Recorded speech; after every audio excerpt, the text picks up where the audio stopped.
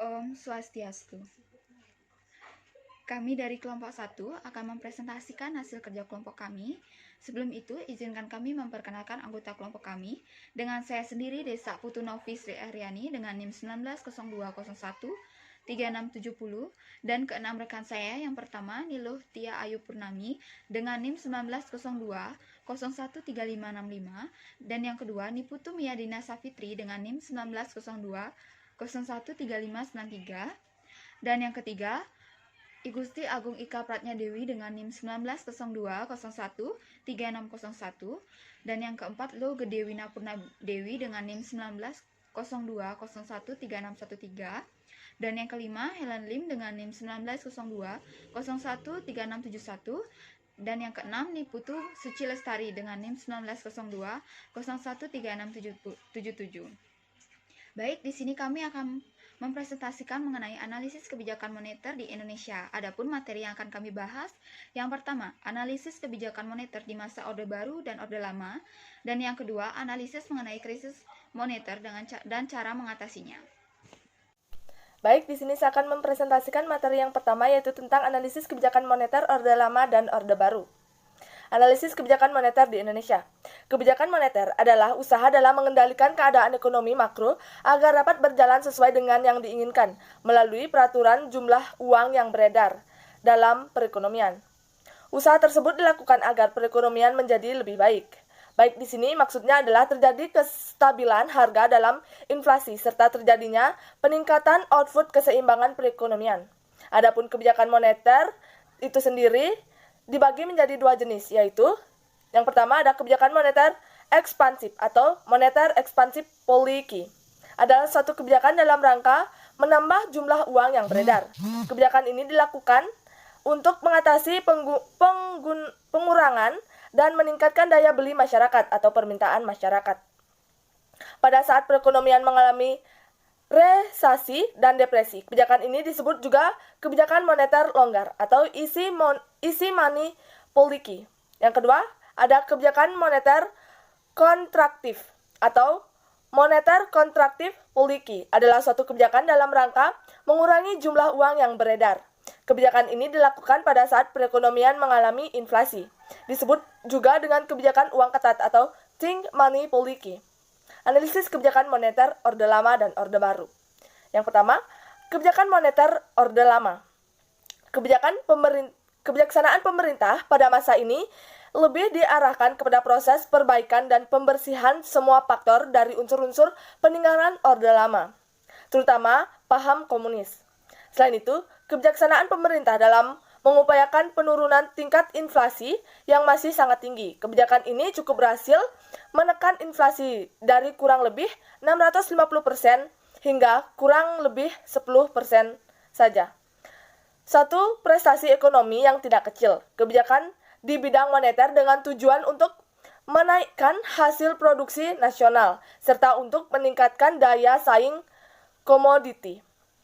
Ekspor pada masa ini menjadi lemah karena yang pertama, adanya inflasi yang besarnya rata-rata 34% sehingga komoditi ekspor Indonesia menjadi mahal di pasar dunia. Akibatnya, kurang dapat bersaing dengan produk sejenis dari negara lain. Yang terakhir, yang kedua adanya resesi dan krisis dunia pada tahun 1979. Sekian materi yang dapat saya paparkan. Presentasi selanjutnya akan dilanjutkan oleh teman saya. Terima kasih. Om Swastiastu. Perkenalkan, nama saya Gusti Agung Ika Pratnya Dewi, nomor absen 20. Di sini saya akan melanjutkan materi tentang kebijakan awal masa Orde Baru. Di awal Orde Baru, Soeharto berusaha keras membenahi ekonomi Indonesia yang terpuruk dan berhasil untuk beberapa lama. Kondisi ekonomi Indonesia ketika Pak Harto pertama memerintah adalah keadaan ekonomi dengan inflasi sangat tinggi, 650% setahun. Kata Emil Salim, mantan menteri pada pemerintahan Soeharto, untuk menekan inflasi yang begitu tinggi, Soeharto membuat kebijakan yang berbeda jauh dengan kebijakan Soekarno pendahulunya.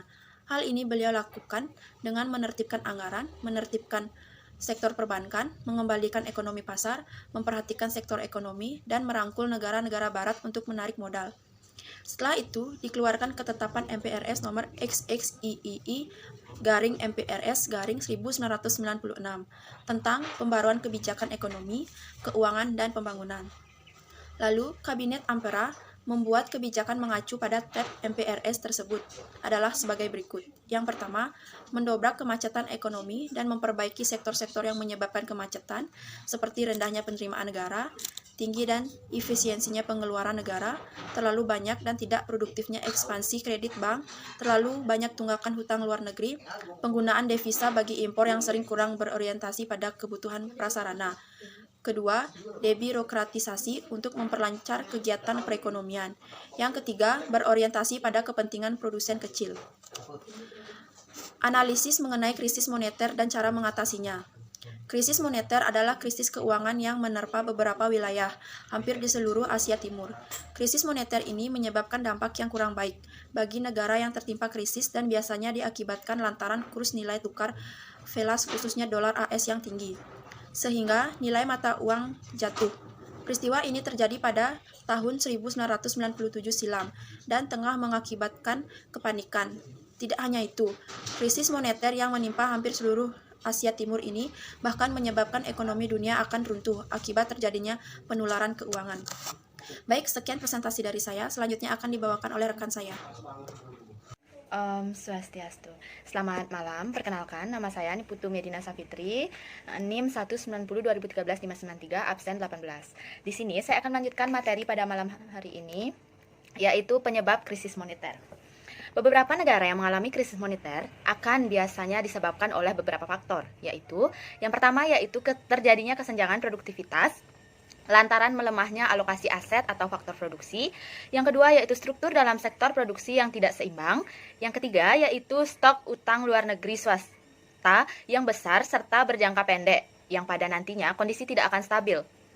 Hal tersebut bisa terjadi karena para menteri di bidang ekonomi maupun perbankan memiliki rasa terlalu percaya diri dengan syarat utang swasta. Yang selanjutnya yaitu yang keempat, melemahnya sistem perbankan di suatu negara sehingga membuat masalah utang swasta eksternal dapat beralih menjadi masalah perbankan dalam negeri. Yang kelima yaitu ketergantungan pada hutang luar negeri yang berkaitan dengan perilaku bisnis cenderung memobilisasi dana dalam bentuk mata uang asing. Materi selanjutnya yaitu ciri negara yang mendapati krisis moneter. Adapun ciri-cirinya yaitu yang pertama mempunyai jumlah utang luar negeri yang sangat besar. Yang kedua yaitu negara akan mendapati dan mengalami inflasi yang tidak terkontrol. Yang ketiga yaitu kurs pertukaran mata uang yang tidak seimbang. Yang keempat yaitu tingkat suku bunga yang melambung di atas kewajaran.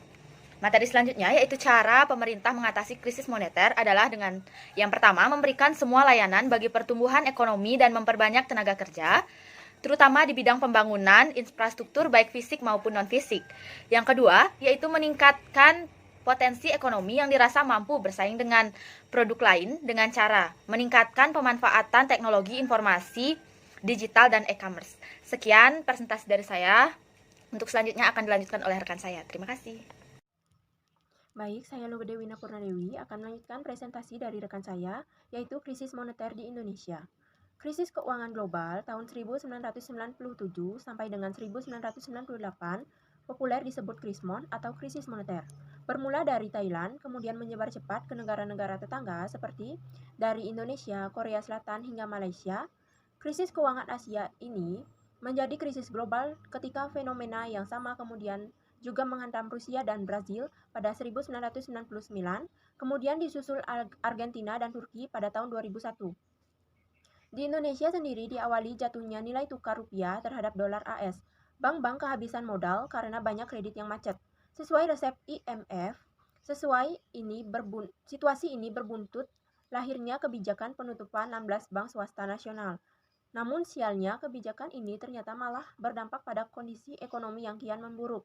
Merujuk artikel sejarah Bank Indonesia, moneter periode 1997 sampai 1999 yang diterbitkan Bank Indonesia kala itu depresiasi rupiah bahkan mencapai hingga 600% dalam kurun waktu kurang dari 1 tahun, yaitu dari 2.350 menjadi 16.650 per 1 USD.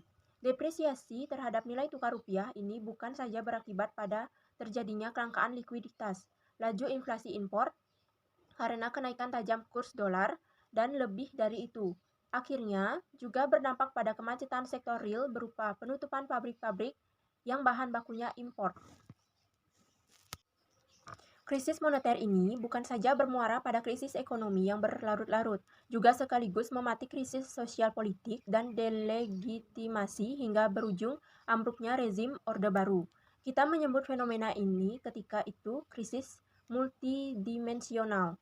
Disebut banyak ekonom sebagai krisis finansial terburuk di sepanjang 80 tahun terakhir. Krisis 2008 hingga 2009 disebut the mother of all crises. Krisis berawal dari Amerika dan kemudian meluas ke hampir seluruh belahan dunia. Bursa saham berjatuhan, perusahaan-perusahaan keuangan multinasional bangkrut, banyak perusahaan di AS akan melakukan pengurangan pekerja.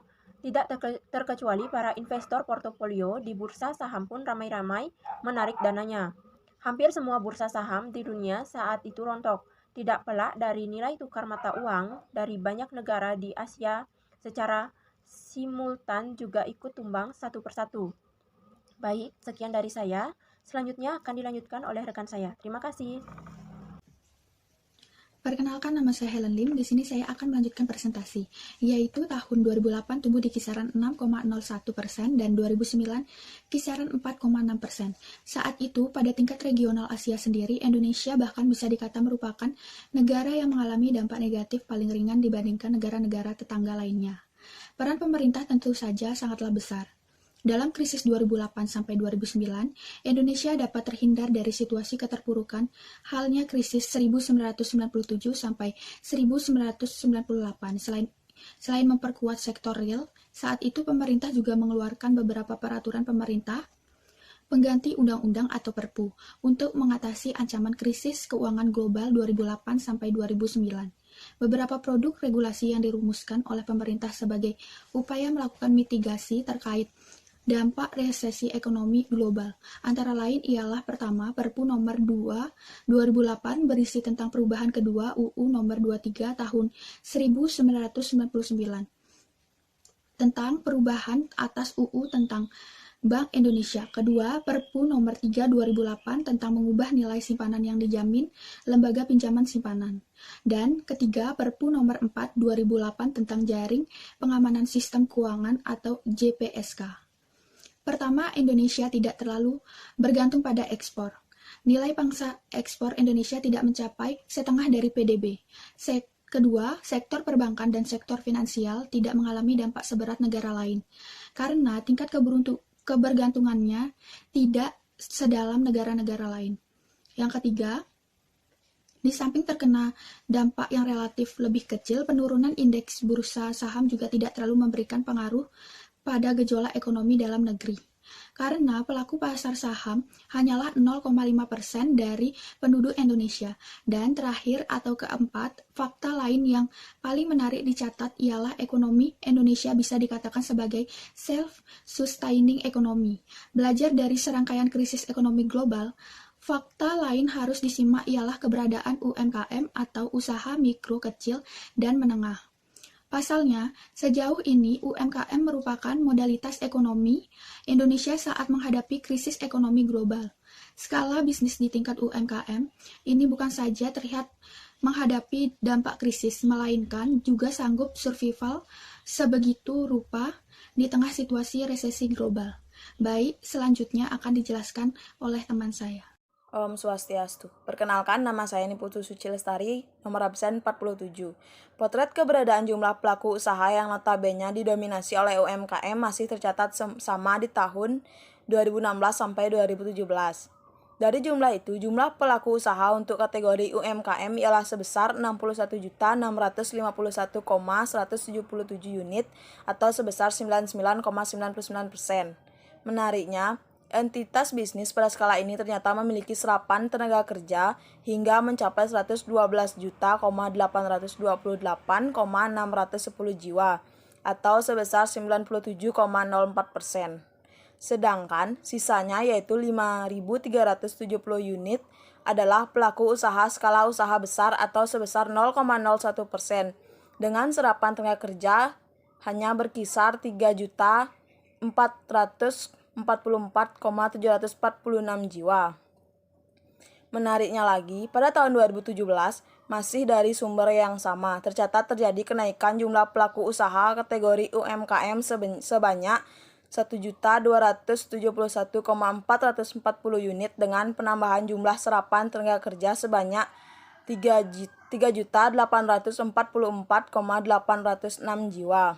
Sementara, di sisi lain pelaku usaha skala usaha besar ternyata jumlahnya hanya naik 90 unit menjadi 5.460 unit dengan penambahan total jumlah serapan tenaga kerja sebanyak 142,23 jiwa. Pertama, bicara karakteristik bisnis UMKM umumnya bergerak pada sektor barang konsumsi dan jasa yang notabene dekat dengan kebutuhan masyarakat sehari-hari. Sehingga meskipun pada derajat tertentu daya beli masyarakat juga merosot seiring terjadinya krisis ekonomi. Hal itu tidak berpengaruh banyak terhadap permintaan barang dan jasa yang dihasilkan UMKM. Kedua, pelaku usaha UMKM secara umum cenderung memanfaatkan sumber daya lokal, baik itu untuk sumber daya manusia atau tenaga kerja, modal, bahan baku, hingga peralatan dan teknologi. Artinya, sebagian besar kebutuhan UMKM tidak mengandalkan barang impor. Ketiga, pada umumnya bisnis UMKM cenderung tidak ditopang dana pinjaman dari bank, melakukan dari sumber permodalan sendiri, sehingga ketika sektor perbankan lazimnya cenderung mengeluarkan kebijakan suku bunga tinggi saat krisis ekonomi terjadi, maka intensitas bisnis skala UMKM pun cenderung tidak berpengaruh. Sekian presentasi dari kelompok kami tutup dengan Prama Santi. Om Santi Santi Santi Santi Om.